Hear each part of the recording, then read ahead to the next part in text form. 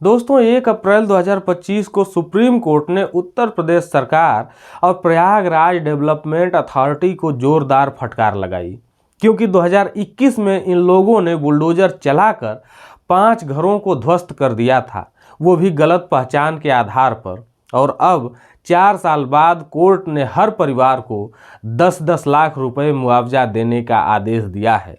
लेकिन सवाल ये है कि क्या ये मुआवजा काफ़ी है? क्या ये योगी सरकार की नाकामी को छुपा सकता है?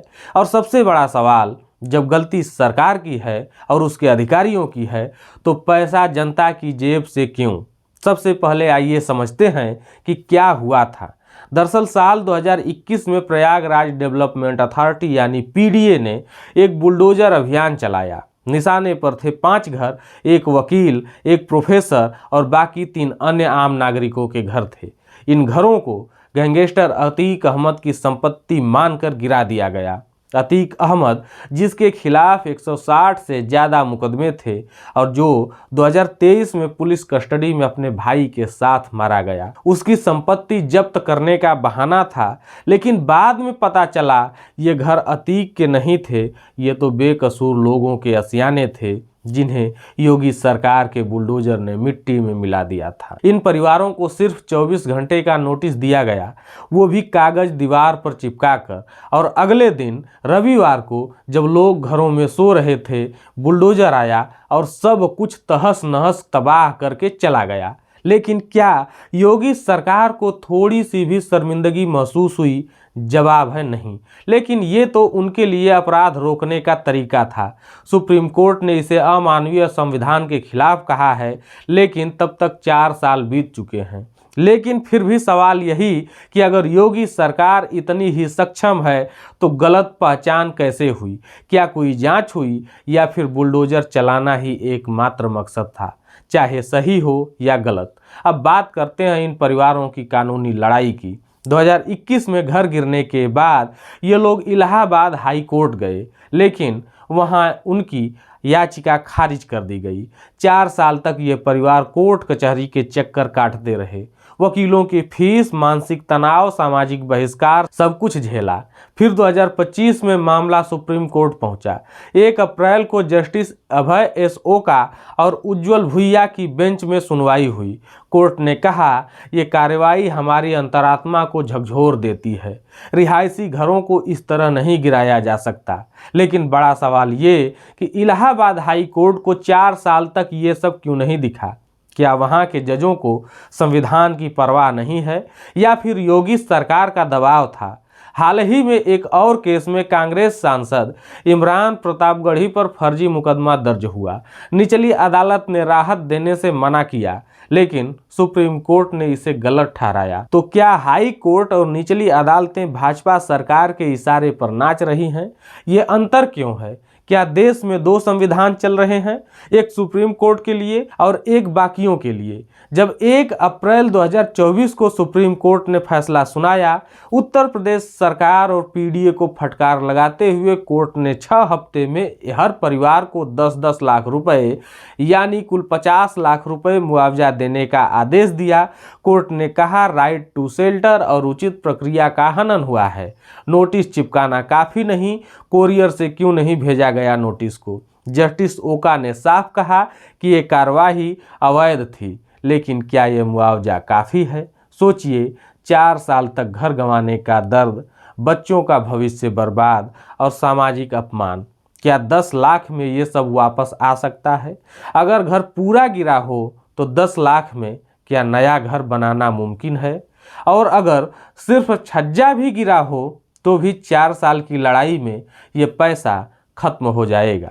और सबसे शर्मनाक बात, मुआवजा कहाँ से आएगा? पीडीए से, यानी जनता के टैक्स से। पहले जनता के पैसे से बुलडोजर चला, अब जनता के पैसे से ही मुआवजा भरा जाएगा। अधिकारियों को सजा जीरो, उनकी जेब से एक पैसा नहीं कटेगा। ये है योगी सरकार का न्याय, सिस्टम की विफलता नहीं तो और क्या है? योगी आदित्यनाथ कहते हैं, बुलडोजर अपराधियों में डर पैदा करता है। उनके समर्थक इसे बुलडोजर जस्टिस कहते हैं। लेकिन सच क्या है? ये 5 परिवार अपराधी नहीं थे, फिर भी उनका घर गिरा। अतीक अहमद के बहाने कितने बेकसूरों को निशाना बनाया गया, और जब गलती पकड़ी गई तो जिम्मेदारी कौन लेगा? शायद कोई नहीं। विपक्ष इसे जंगल राज कहता है। अखिलेश यादव ने तंज कसा, अब बुलडोजर गैरेज में रहेगा। सवाल यह है, क्या गरीबों के घर गिराकर अपराध रुकेगा या सिर्फ एक दिखावा है ताकि योगी सरकार अपने सख्त छवि बना सके? सच तो यह है कि बुलडोजर नीति ने कानून को ताक पर रख दिया है। नोटिस के बिना, सुनवाई के बिना सीधे घर ढहा देना ये न्याय नहीं है, अत्याचार है। और जब सुप्रीम कोर्ट ने इसे गलत ठहराया है तो योगी सरकार चुप क्यों है? जवाब क्यों नहीं देते योगी आदित्यनाथ?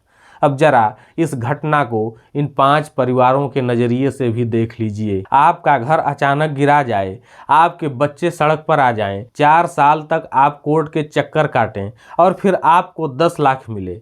क्या आप इसे न्याय कहेंगे? नहीं ना। ये परिवार चिल्लाएंगे, ये अन्याय है। एक बच्ची की किताबें बिखर गई, एक प्रोफेसर की जिंदगी उजड़ गई, एक वकील का सम्मान मिट गया, और क्या 10 लाख में उनकी जिंदगी वापस लाई जा सकती है? घर सिर्फ ईंट पत्थर नहीं होता, ये भावनाएं होती हैं, ये सपने होते हैं, ये यादें होती हैं, और योगी सरकार ने इन्हें कुचल दिया। 4 साल तक इन परिवारों ने मानसिक तनाव, आर्थिक नुकसान और सामाजिक बहिष्कार झेला, और ऊपर से मुआवजा भी जनता के पैसे से। ये सिस्टम जनता को सिर्फ और सिर्फ ठग रहा है, और योगी सरकार तमाशा देख रही है। ये कोई पहला मामला नहीं है। 2022 में भी जावेद मोहम्मद का घर भी बुलडोजर से गिराया गया। सुप्रीम कोर्ट ने वहां भी सवाल उठाए, लेकिन हर बार सुप्रीम कोर्ट को क्यों हस्तक्षेप करना पड़ता है? निचली अदालतें और हाई कोर्ट क्यों सो रहे हैं? और कितने लोग सुप्रीम कोर्ट तक पहुंच सकते हैं? ज़्यादातर तो सड़क पर ही रह जाएंगे, क्योंकि उनके पास न पैसा है न ताकत। योगी सरकार की ये बुलडोजर नीति गरीबों को कुचल रही है, और कानून व्यवस्था बस नाम की रह गई है। तो अब असली सवाल उठता है कि इस गलती की जिम्मेदारी कौन लेगा? पीडीए ने गलत पहचान की, सरकार ने बुलडोजर चलवाया, हाई कोर्ट 4 साल तक अंधा बनकर बैठी रही, लेकिन सजा किसे मिली? किसी को नहीं। मुआवजा जनता के पैसे से भरा जाएगा और अधिकारी मजे में रहेंगे। अगर उनकी जेब से पैसा कटता, उनकी नौकरी जाती, तो शायद अगली बार कुछ और सोचते, लेकिन नहीं। योगी सरकार में अधिकारियों को खुली छूट है, गलती करो जनता भुगते। योगी आदित्यनाथ को जवाब देना चाहिए कि उनकी सरकार की नाकामी का खामियाजा जनता क्यों भुगते। बुलडोजर नीति से अपराध कम हुआ या गरीबों का दर्द बढ़ा? और अगर सुप्रीम कोर्ट को बार बार बोलना पड़ रहा है तो सरकार की कानून व्यवस्था का क्या हाल है? सुप्रीम कोर्ट ने फटकार लगाई, मुआवजा दिया, लेकिन न्याय अभी अधूरा है। अधिकारियों को सजा नहीं, जनता का पैसा डूब गया, और योगी सरकार अपनी गलती मानने को तैयार नहीं। ये सिस्टम सुधरेगा या ऐसे ही चलता रहेगा? बुलडोजर चलेगा और जनता रोएगी। आप ही बताइए, क्या ये न्याय है? क्या योगी सरकार का बुलडोजर अब गैरेज में जाना चाहिए? आपको क्या लगता है? कमेंट में अपनी राय हमें ज़रूर बताएं। इस वीडियो को शेयर करें ताकि सच सब तक पहुंचे, और हमारे चैनल को सब्सक्राइब करना न भूलें, क्योंकि हम आपके लिए रोज़ सच लेकर आते हैं। आपका बहुत बहुत धन्यवाद।